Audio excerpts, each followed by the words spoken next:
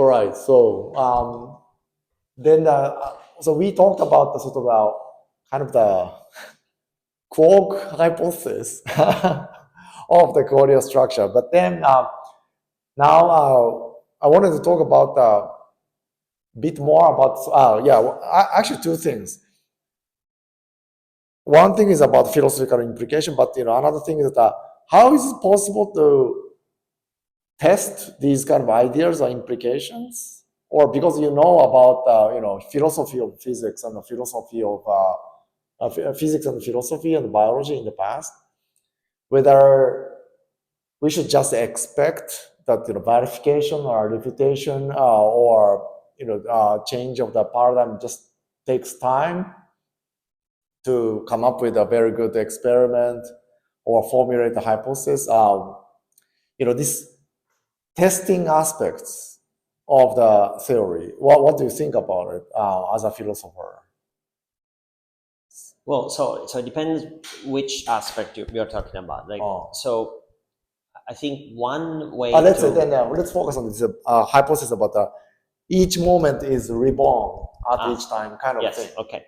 So I think that aspect, it can be, you can test it in the sense that if we were able to have descriptions at multiple grains, temporal and spatial grains of substrate of consciousness, let's say, even just like one grain that is, let's say, neurons or mini columns, something consistent with neurophysiology and neuroscience, one grain that is clearly at a level below, something like, I don't know, molecules or receptors or ions, like something a little more micro, right? And then a grain that is larger, more macro.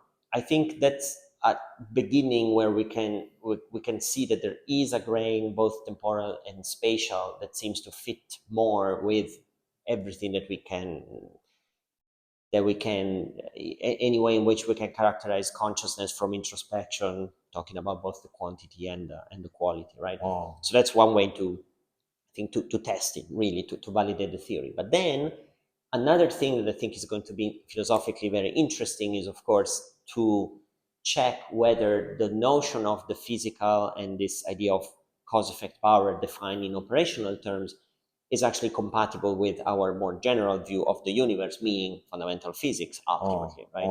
And I think this is an interesting project. It's more of an implication that will tell us whether we can reconcile our best understanding of consciousness with our best understanding of the physical world.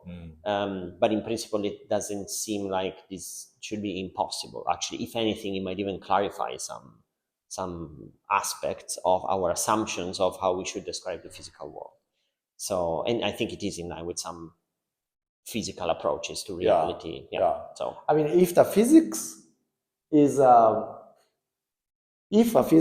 defined as a kind of a study area to explain the world or how it is mechanistically, if it excludes consciousness, then it's definitely incomplete, right? Yes. So the physicalism that most of the people are talking about right now is current physics-based kind of physicalism. So it's a physicsalism by Gator and Strawson. So yeah, that thinking about time and also multi-scale grain of the causation as a fundamental building block of the universe to kind of, in a sense, better improve the foundation of physics is a very bold idea, and so I think it's probably need to be happening at some point. And while you're talking about it, it came to me, your idea was sort of micro idea is kind of somehow related to the Bergson's idea, right? To the what? Bergson. Bergson. In French philosopher, no? He also talked about this, very small, micro kind of update of the time to macro kind of, unit to get the experience. That's what his idea is, right? I read a little bit of the Japanese book by Yasushi Hirai, who studies the Bergson.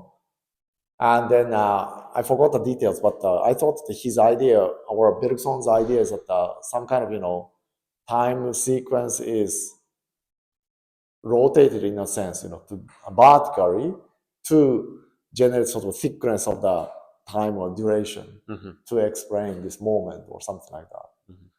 Are you familiar with the Bergson? Not as much. So this is definitely an interesting potential connection. Yeah. Okay. But maybe like you say, there is some intuition that. So, for instance, in a lot of temporal phenomenology or phenomenology of temporal experience, there are some connections between the experience of time or experience time and then the temporal properties of the substrate of consciousness, like or physical clock time. But a view like Bergson maybe is in a sense more connected to the idea of macroing in time and having something that exists in this sense a la IIT. This could be discussed. I'm not so familiar. So okay. Then then coming back to what we were supposed to talk in this session was that about the other branches of the philosophy or sort of religion or spirituality kind of stuff. And then because you are interested in particularly Indian philosophy, right? Not so much in the Buddhism. No, exactly. But that's not because I think it's not interesting. It's just like for other reasons I got into Indian philosophy a little more. I'm more familiar with some of the texts. Yeah. So where did your interest started? So it actually started mostly from the idea that there is a when there's various approaches to spiritual traditions, right? And there are usually a lot of Eastern traditions are discussed in the West because they propose different techniques for meditation. And meditation usually is considered a technique that has many different practice, that has many different goals. Right. Like one can be just like improving well-being by quieting your mind, being in a sense a lot mindfulness, right, especially, and helping with things like anxiety or appreciation of human connections and existence in general. Right.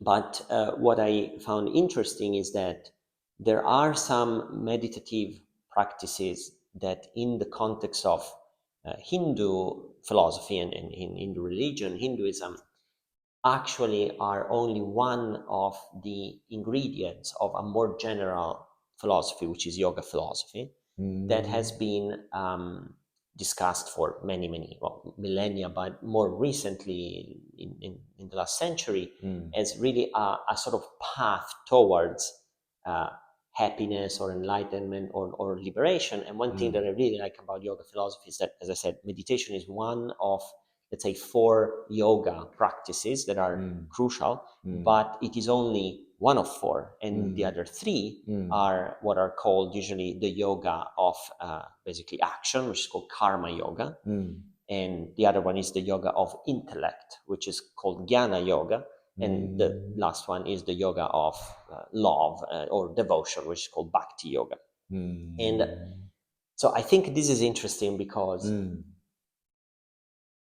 I see some analogies between the attempt of yoga philosophy to give a sort of consistent and complete view of reality, both placing consciousness in the natural world and also thinking about basically metaphysical issues such as what is existent in the first place, what is causation, and also related though to, okay, how do we live our life every day so that basically we maximize happiness and we basically consider what it is like to be alive and what it is like to, what are the things, how do we want to spend basically our life, our time.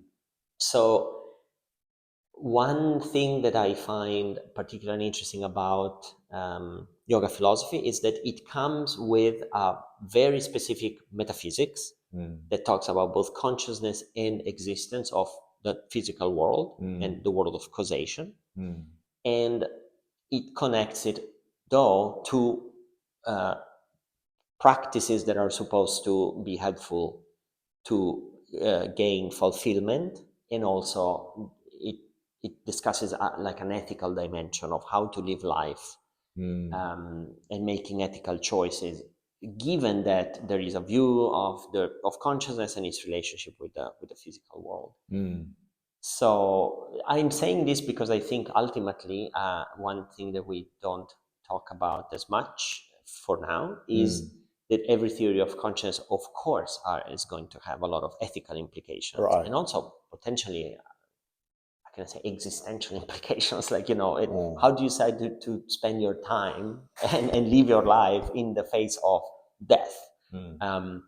In light of understanding what consciousness is and considering what values and happiness and human connections are. Yeah, I was about to say the value, significance, meaning of the life kind of question. Yeah, exactly. After we know about mechanism of consciousness, what do we do about? Yeah.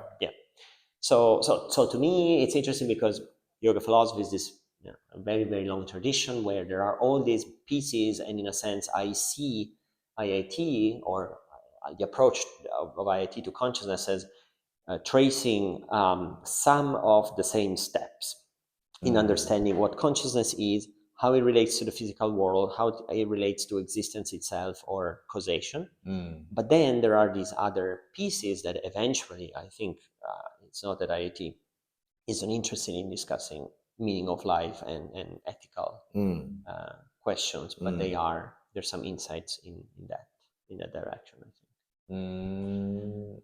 And then that's how you became kind of interested in sort of finding sort of common structure, but also I don't know whether probably IIT does have some kind of implication about this kind of ethical implication, but trying to be either silent or internally discussed but not really externally expressed, or Indian philosophy has much more kind of long history to think about it, and also thought about many different kind of options and paths.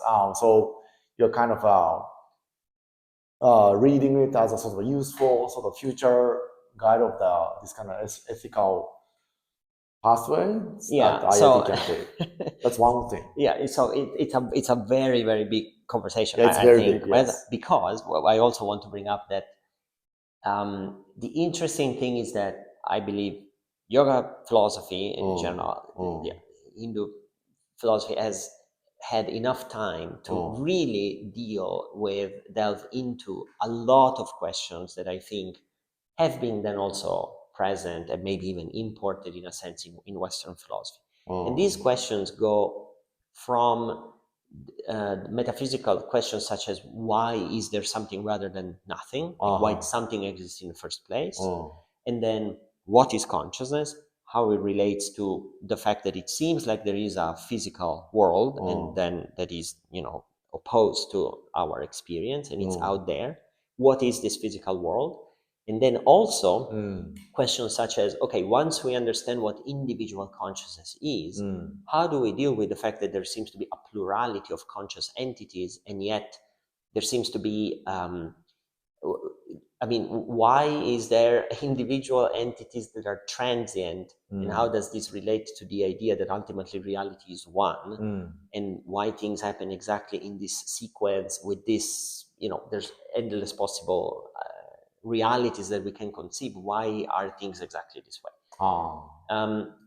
Also, of course, this connects to what happens to your experience after you die. Is there continuity of experience after the physical the death of the substrate? So all these questions have been discussed. Of course, the answers are usually spiritual or religious, but the questions are legitimate. And there is also some alignment in some of the answers of yoga philosophy, for instance, but also Buddhism, with some philosophical traditions such as idealism that basically get, for instance, I want to mention one issue that comes up over and over, this idea that individual consciousness ultimately is a little bit of a metaphysical oddity. There seems to be no reason why there should be individual consciousnesses that are these sort of like enclosed universes just exist and then they disappear. It makes much more sense to, if we want to make sense of reality, to think that ultimately there is only one consciousness. There is an immutable, eternal, principle, and maybe consciousnesses as we experience them are just a manifestation or a consequence of some underlying unificatory principle. Is that a Brahman thing? Yes, this is the idea of, and it's called pure consciousness. Pure it's called consciousness. Brahman. It's called Brahman. the One, and this has been, of course, also a thread in Western philosophy from ancient Greece of this idea that ultimately reality cannot be. There cannot be multiplicity at the fundamental level of reality. There must be one principle, one source of existence, which has been called the One, God, the Source, the Absolute throughout all traditions. But there is this question of how do we relate our own existence as independent entities with this idea that ultimately it would make much more sense if we could consider that reality is only one principle. But when you say cannot be or must be one, is it coming from some kind of belief or ideal or some kind of logical consequence? I think, yes, there are many different arguments that bring and have brought philosophers and theologians to argue that ultimately the source of reality can only be one. I think one idea, simply speaking, is that it sounds very arbitrary. So clearly, there cannot be zero. The principle of our reality cannot be zero in the sense that nothing would exist if there was zero things, right? If it is dual or two or more, it sounds very arbitrary that you have, I don't know. But why is one not arbitrary then? Well, one is not arbitrary because it's the only number that allows you to have something that exists, but at the same time, it is the whole. It is the whole thing. But infinite is also, not arbitrary. Yeah, it could be. I mean, that has been also argued it depends in the philosophical tradition. You can have visions of there is only one God, there are infinite gods, there is only one God with infinite attributes. So just to big picture is that I think people have been tried to grapple with the plurality that is observed in experience and in the world forever, right? They've been trying to come up with a consistent view of the world, and this is in the space of the polarity between oneness and multiplicity, and this type of discussion is, I guess, the consequence of this. But I feel like that arbitrariness issue is potentially related to this category theories, universal mapping, or so-called universal property.